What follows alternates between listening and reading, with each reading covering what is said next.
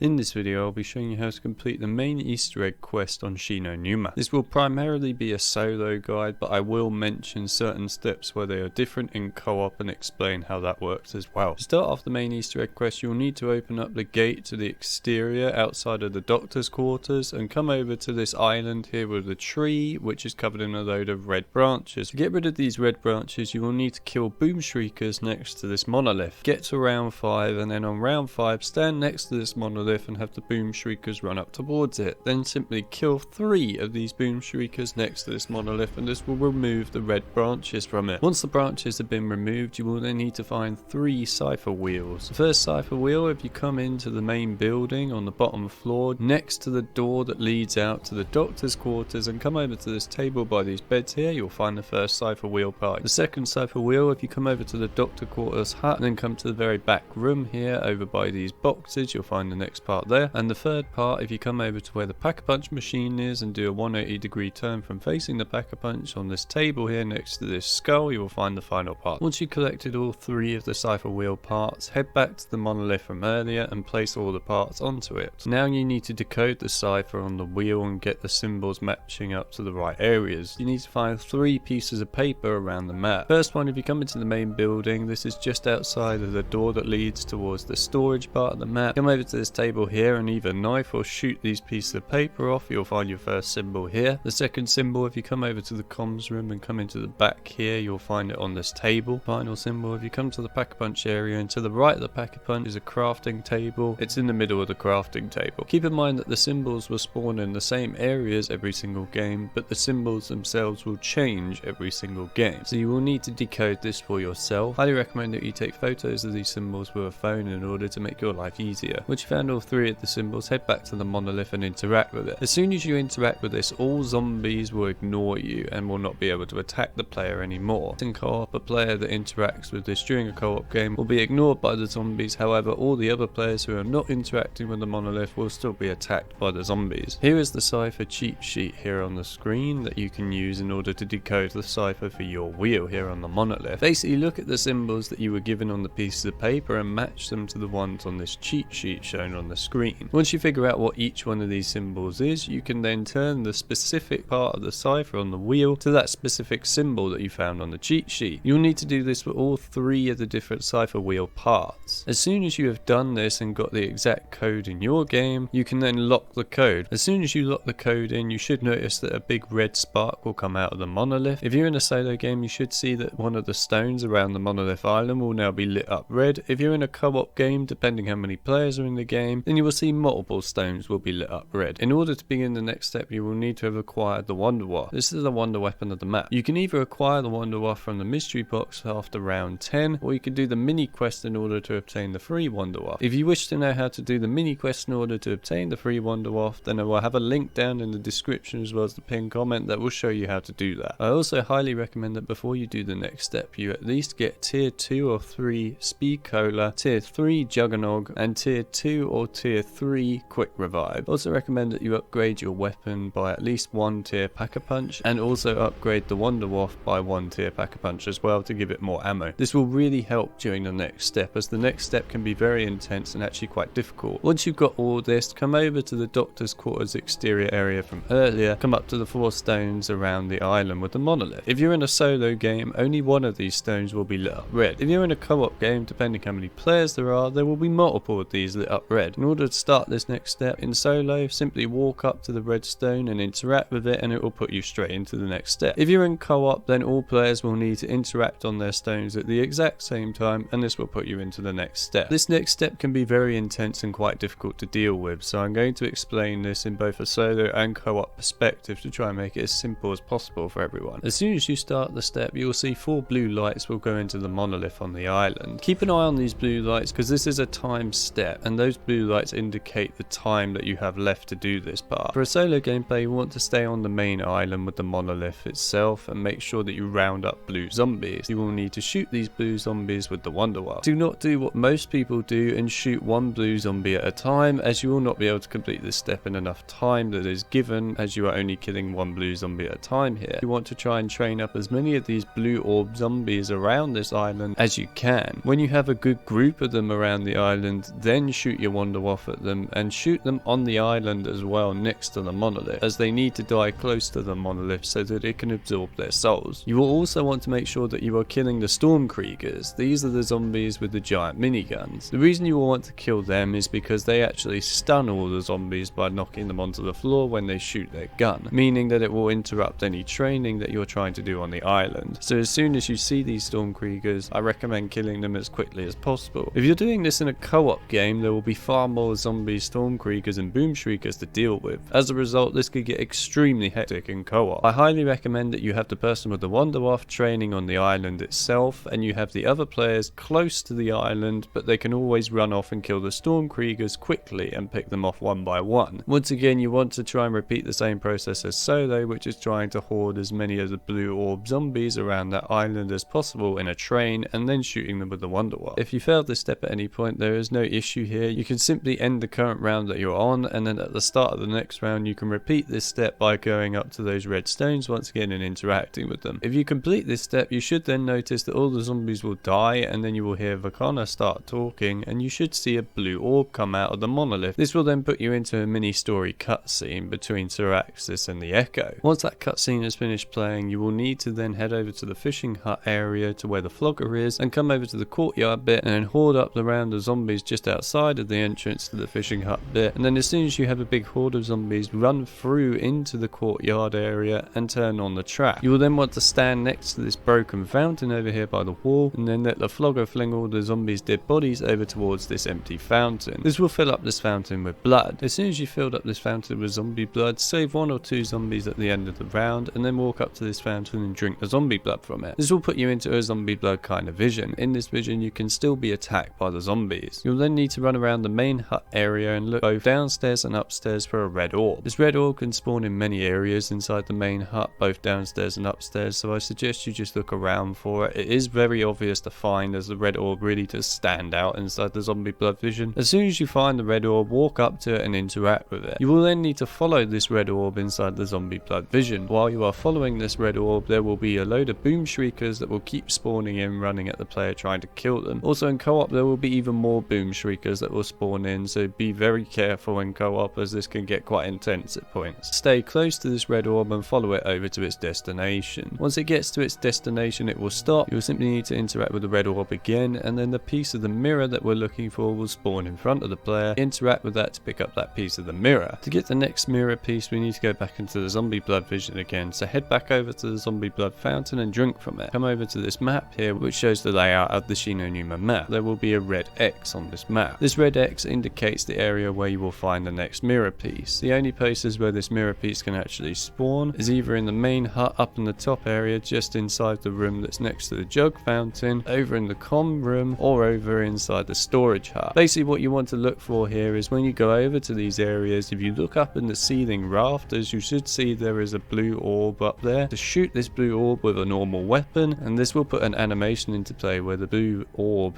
/ mirror will fall down onto the floor. Once it does that, you can interact with it to pick it up. Now that we have both of the mirror parts, head over to the dig site and come over to this podium in the middle area and interact with it in order to place down both of the mirror fragments that we picked up. Once you place down the mirror parts, you should see there are pedestals around you. In a solo game, one of these pedestals will be lit up blue. In a co-op game, depending how many players are in the game, multiple of these pedestals will be lit up blue. For this step, you will want to walk up to this pedestal and interact with it. If you interact with this pedestal in a solo game, this blue orb will fly up into the air and then fly off somewhere in the map. You will want to keep an eye on this blue orb and see where it flies off to. You will then want to head over to where this blue orb is flown off to and then shoot it with a weapon. You can either shoot it with a normal weapon or a wonder weapon like the Wonderwall. Shoot this blue orb 3 times, as it will move to a different spot each time you shoot it. Then on the 3rd shot, it will then go back over to the dig site once again. If you're playing in co-op, then there will be multiple of these pedestals lit up blue, so all players will need to interact with these pedestals at the same time. Once they do, then the blue orbs will all fly off into different directions of the map. Every player will then need to follow one of these blue orbs and do what I just said earlier, which is shooting the blue orb in that specific area. All players will have to do this in order to make sure that on the 3rd shot of their blue orbs, they go back to the dig site. This is also timed, this step, so if you don't do it in enough time, you will need to repeat it once again. Once the blue orb is returned back to the dig site area, or if you're in co-op, all the blue orbs have returned back to the dig site area, this is then the point of no return, as you will be going into the boss fight. At this point I highly recommend that you've at least got a tier 2 pack-a-punch weapon, tier 2 armor, and then preferably a tier 2 Wonder Warp. Once ready, then in solo you can interact with the blue orb pedestal to go into the boss fight, and in co-op all players can go up to their different pedestals with the blue orbs and interact with them at the same time in order to go into the boss fight. This will then spawn in a mini cutscene where the Echo will talk to Cyraxis for a little bit. Once that's finished, you will then be put straight into the boss fight. This boss fight has 3 stages to it. All the stages function pretty much the same, but there is a slight difference each time. The first stage, you want to stay down in the bottom area where the main pedestal was, where you placed the mirror earlier. You should now see that there are blue orb zombies again running around. Get a train of these blue orb zombies and shoot them with your Wonder Warp. After you kill a certain amount of these zombies, you should then see this giant blue orb bubble spawn around you. You simply want to get the boss, which is the Cyraxis Echo, to come into that blue orb area. As soon as the Echo is inside that blue orb area, you then want to activate your artifact and then simply shoot her head multiple times with your normal weapon. As soon as you do enough damage, you should see a load of immune words pop up on your screen. This indicates that you've done enough damage for the first tier. As soon as this happens, look at the main pedestal in the middle and you should see there will now be some power-ups spawning in front of you. This will then put you into phase 2 of the boss fight, and this is where the blue orbs will now be on the boom shriekers. Once again, you want to round up multiple of these boom shriekers inside of that dig spot area and then kill them with the Wonder Warp. When you killed enough of these boom shriekers, you will then have the blue orb bubble spawn once again. You will want to get the Echo into that blue orb area, and as soon as she is in the blue orb area, activate your artifact and then shoot her once again in her head multiple times to eventually get the immune popping up on your screen once again. As soon as you've done that, this means that you have completed phase 2 of the boss fight. For the final phase, you will need to kill the Stormkriegers that now have blue orbs around them. This is the one time where actually I don't recommend that you train up a load of Stormkriegers down in the bottom area, just simply because it can be very overwhelming if you have multiple of these Stormkriegers shooting at you with miniguns at once. So if you can, try and pick off the Stormkriegers either 1 at a time or 2 at a time inside the dig spot area. Once you've killed enough of these Stormkriegers, the blue orb bubble will spawn once more. Finally, you need to get the Echo under that blue orb once more, and once you do, you can then activate your artifact once again, shoot at the Echo again in the head enough until eventually she will die. Once this happens, you will then be granted with a few mini cutscenes, and then you should see that the pedestal in the middle where you placed the 2 mirror fragments earlier, the 2 mirror pieces will now be fixed together, and then you can walk up to this pedestal and interact with the mirror in order to pick it up. Once you have done this, you will then unlock a calling card and a load of XP, and congratulations, you have now completed the main Easter egg quest on Shi No Numa. I hope you guys found this guide useful. If you need another guide to Shi No Numa or Vanguard zombies in general, then there will be links to those down in the description as well as the pinned comment. Otherwise, I'll see you all in the next video.